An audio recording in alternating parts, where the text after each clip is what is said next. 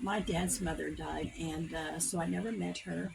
But my grandpa, he married a woman whose name was Jewel, and we always called her Grandma Jewel. And they lived in a small town, and we'd go visit them, and they were very sweet. They were very good Christians, and they lived just about a block or two from my aunt and uncle, and they all lived kind of in the same town. And one another uncle lived out in the country, and he had a farm, and we'd go out there.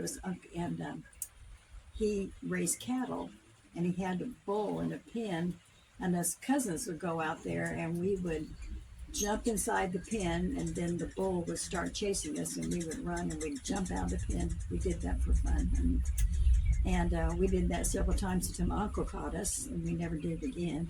and, but then at night we would sit out and we would twirl around the ice cream. We'd make homemade ice cream, and we'd go back in and stay with Grandpa, or we'd go to my uncle's house, who pastored a church down at the corner. And that was a lot of fun because my aunt, she played the piano for the church, and she played it so beautifully. I remember her playing the piano, and I'm sitting next to her, and she's just looking up and singing. And I think, wow, it's like she's really singing to Jesus. It's like she knows him and he knows her. And being a Catholic girl, I didn't really understand that, but I remembered it made an impression on me.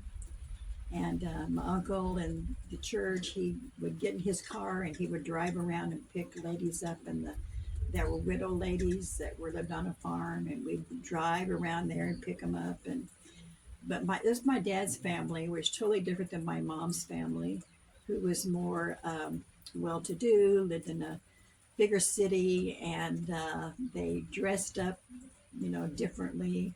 And but I love both of those families very much. And so my grandpa, Grandma Jewel, had died, and he fell down and broke his hip and ended up in the hospital. And this was like maybe a year after she had died. And he fell in love with the nurse at the hospital. She was younger than him, and her name was Grace. They got married, and they knew each other years. Everybody knew everybody in town, but they got married, and they went traveling all around. He was back to his old self again, very young, and he died when he was in his 90s or late 80s. And they were out working on the garden one day, and he just sat in the porch. Grace went to get some supplies.